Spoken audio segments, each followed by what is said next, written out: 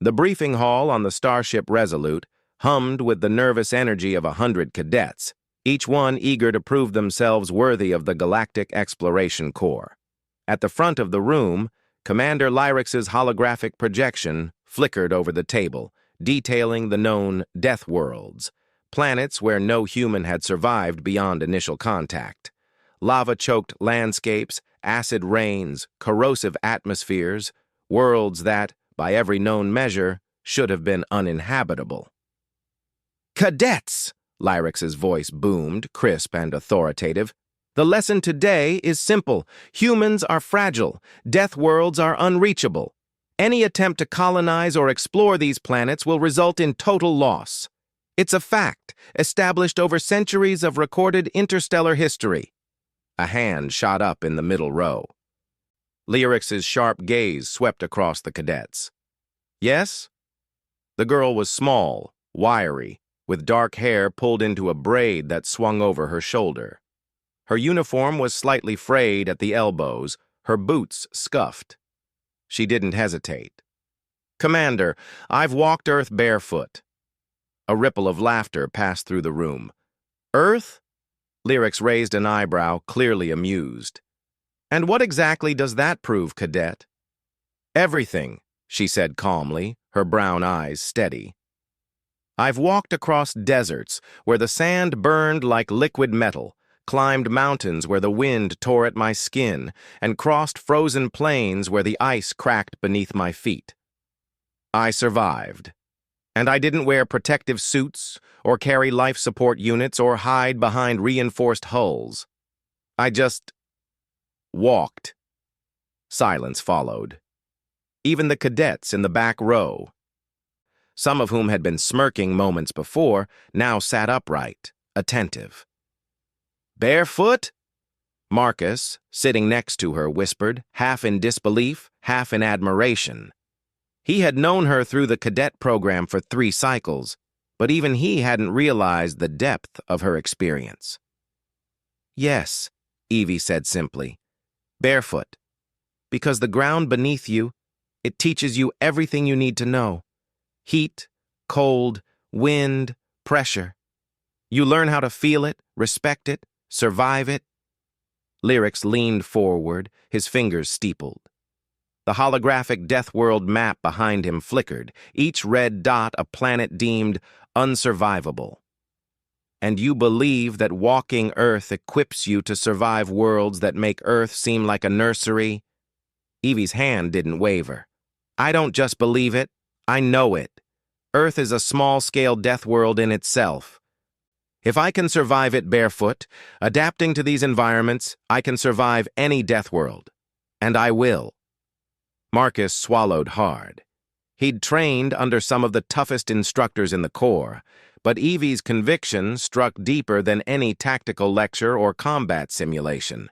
She had the calm certainty of someone who had already faced danger and walked through it without flinching.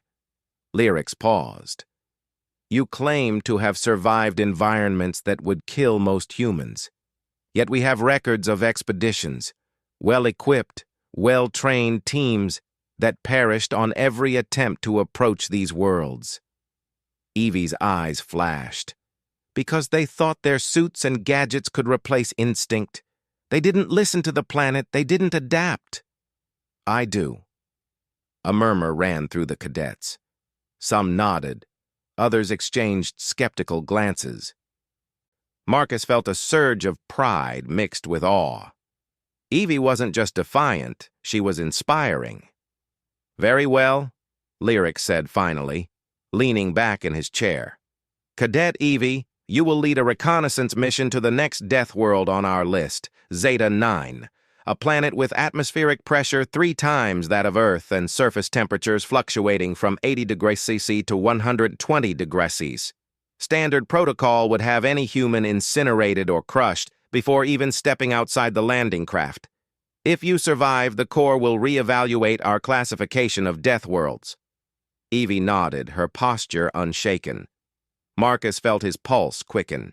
He had the option to volunteer as her second, but he knew that with Evie at the lead, their survival would depend on following her guidance, not his own careful calculations. The ship's engines roared as Resolute broke atmosphere and charted a course for Zeta 9. During the transit, Evie and Marcus spent long hours preparing, not with technical manuals or simulations, but with meditation, terrain study, and discussions about sensory adaptation. Evie taught Marcus how to read the ground beneath his boots, how to listen to the wind, and how to feel the subtle shifts in pressure that signaled danger. When the landing module touched Zeta 9, the air was thick and metallic, scorching against exposed skin. Most cadets would have panicked, relying on environmental suits to filter every molecule of the planet's poison-laden atmosphere. Evie stepped out first, barefoot. Marcus followed, hesitating for a heartbeat before mirroring her. He felt the heat burn the soles of his boots, the gravity push against his chest, and the chemical tang of the air fill his lungs. Evie moved effortlessly, bending low to touch the surface, her fingers tracing the cracks and fissures, feeling every vibration, every nuance. Hours turned into days. While the ship's sensors recorded escalating environmental hazards, Evie taught the cadets, Marcus included, how to survive, how to adapt, how to move with the planet rather than against it. They built shelters from local minerals, discovered pockets of breathable air, and even located underground water channels. By the third cycle, Zeta 9's hostile surface had become a classroom, and Evie its teacher. Marcus watched as she guided her fellow cadets across lava flows, through acid clouds, and over ice chasms, all barefoot, all confident. Lyrics, observing from orbit via live feed, finally understood. Deathworlds weren't inherently deadly. They were deadly to those who refused to respect them, to those who relied solely on technology and ignored instinct. When the mission concluded, Resolute returned to the Corps' main station. Cadet Evie and her team had survived, and not merely survived, they had thrived. The Corps' classification system was rewritten, and cadets now studied Evie's earthwalking techniques as part of their training. Marcus stood beside her during the debrief, feeling a mixture of relief and admiration. "You really walked Earth barefoot," he said quietly. Evie smiled, the smallest curl of humor in her expression. "I did. And now we'll walk the stars the same way."